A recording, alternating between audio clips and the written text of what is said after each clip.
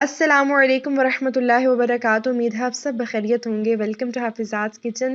آج ہم آپ کے ساتھ آئے ہیں فش فرائی کی ریسیپی شیئر جو کہ بنانا بہت ہی آسان ہے، تو چلیں جس کی تیاری شروع کرتے ہیں۔ بسم اللہ الرحمن الرحیم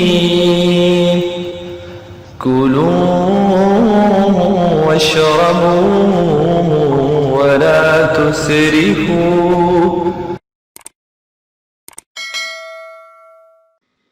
اچھا جی، اسی ریسیپی کے لیے ہمارے پاس جو مچھلی ہے وہ تقریباً ہے 1.5 کلو۔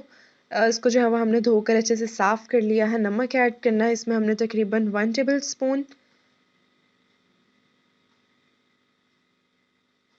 ادرک لہسن کا جو ہے وہ جوس ایڈ کرنا ہے ہم نے اس میں تقریباً ½ کپ۔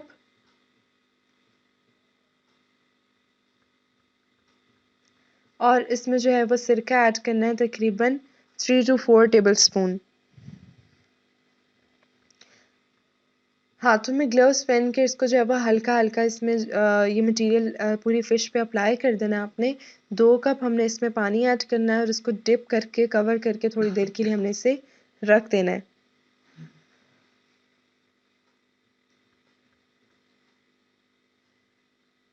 یہ اچھے سے ڈپ ہو گیا، اس کو اب ہم کور کریں گے اور چلتے ہیں جی ان کے انگریڈینٹس کی طرف۔ سب سے پہلے ہے جی زیرہ 1 ٹیبل اسپون، ثابت دھنیا 1 ٹیبل اسپون، کالی مرچ 1 ٹی اسپون، انار دانہ 1½ ٹیبل اسپون، نمک 1 ٹی اسپون، فوڈ کلر 1 پنچ، لال مرچ پاؤڈر ½ ٹی اسپون، کٹی لال مرچ 1 ٹی اسپون، اجوائن 1 ٹی اسپون، ہلدی ½ ٹی اسپون۔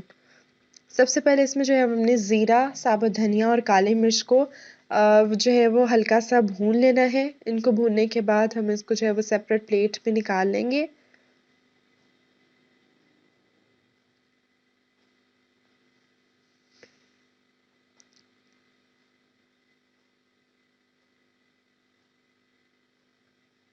اچھا، اس کو ہم نے تھوڑی دیر کے لیے بھون لیا ہے۔ اس کو ایک بلینڈر میں ڈالنا ہے۔ اس میں انار دانہ ایڈ کریں گے ہم، اور اس میں جو ہے وہ ہری مرچ ایڈ کرنے کے بعد اسے اچھے سے ہم نے بلینڈ کر لینا ہے اور اس مکسچر کو ایک سیپریٹ باؤل میں نکال لینا۔ ماشاءاللہ سے اس کی بہت اچھی خوشبو آ رہی تھی۔ اس کو ہم نے ایک سیپریٹ باؤل میں نکال لینا ہے۔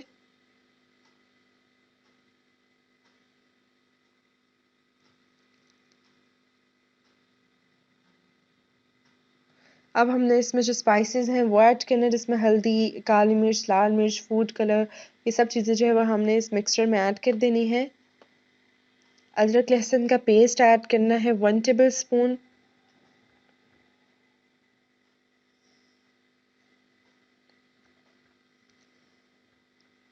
لیمن جوس ایڈ کرنا ہے 2 ٹیبل اسپون۔ کوکنگ آئل اس میں ایڈ کرنا ہے ہم نے تقریباً 2 ٹیبل اسپون۔ اس سارے مکسچر کو جو ہے وہ ہم نے اچھے سے مکس کر لینا ہے۔ اس طرح سے چمچ کی مدد سے آپ جو ہے وہ اس کو اچھے سے مکس کر لیجئے گا۔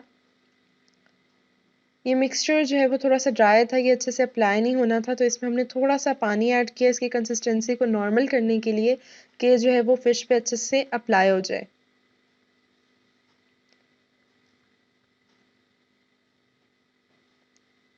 اب ہم نے جو ہے وہ ایک پیس پکڑنا ہے فش کا اور اس کو جو ہے وہ ہم نے اس میں اچھے سے کوٹ کر لینا ہے مکسچر کے ساتھ۔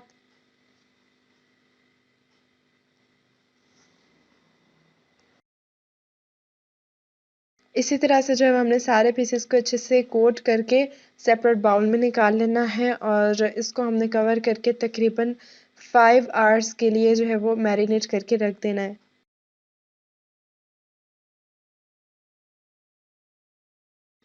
5 گھنٹے ہو چکے تھے فش فرائی کرنے سے پہلے۔ آپ نے کیا کرنا ہے، جو مکسچر تھوڑا سا بچ گیا تھا اس میں آپ نے جو ہے وہ بیسن ایڈ کر دینا ہے، چاول کا آٹا ایڈ کرنا ہے۔ بیسن تھا تقریباً 1 کپ اور چاول کا آٹا تھا ½ کپ، اور اس میں سویا سوس ایڈ کی ہے تقریباً 2 بڑے چمچ۔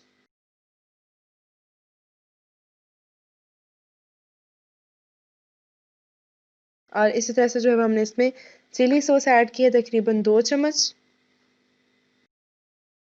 اور اس مکسچر کو جو ہے وہ ہم نے اچھے سے مکس کر لینا ہے۔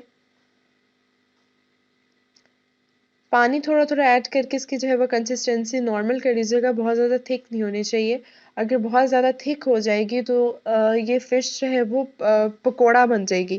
اگر آپ چاہتے ہیں کہ اس میں جو ہے وہ ٹیسٹ اچھا ہے اور یہ پکوڑے والی سائڈ پہ بھی نہیں جائے تو اس کی کنسسٹینسی بالکل نارمل کیجیے گا. بہت زیادہ اس کی کنسسٹینسی تھک نہیں رکھیے گا.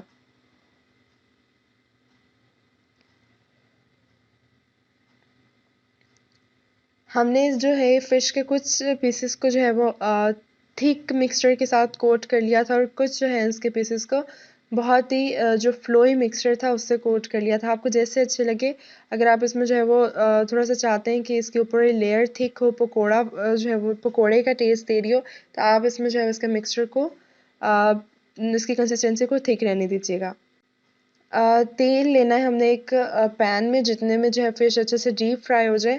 ہائی فلیم پہ ہم نے جو ہے وہ فش کو ایڈ کرنا ہے اور اس کے بعد ہم نے فلیم میڈیم ٹو لو کر دینا ہے تاکہ فش جو ہے وہ اندر سے اچھے سے جو ہے وہ کوک ہو جائے.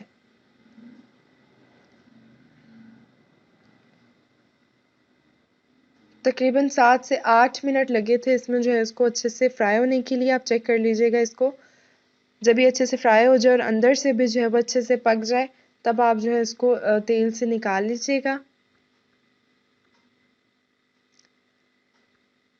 دیکھیے ماشاءاللہ سے اچھے سے فرائی ہو گیا. اس کا کلر اتنا اچھا آ گیا ہے اور اس کے اندر بھی بالکل بھی پانی نہیں ہے اور یہ بہت اچھے سے فرائی ہو چکی ہے. فش اندر سے بھی اچھے سے پک چکی ہے. تو آپ اس ریسیپی کو ضرور ٹرائی کیجیے گا اور کامنٹ سیکشن میں ضرور بتائیے گا کہ کس طرح سے آپ کو کی ریسیپی آپ کو پسند آئی. اگر آپ کو ریسیپی اچھی لگے تو لائک کیجیے گا, کامنٹ کیجیے گا, شیئر کیجیے گا اور ہمارے چینل کو سبسکرائب کیجیے گا. السلام علیکم ورحمۃ اللہ وبرکاتہ.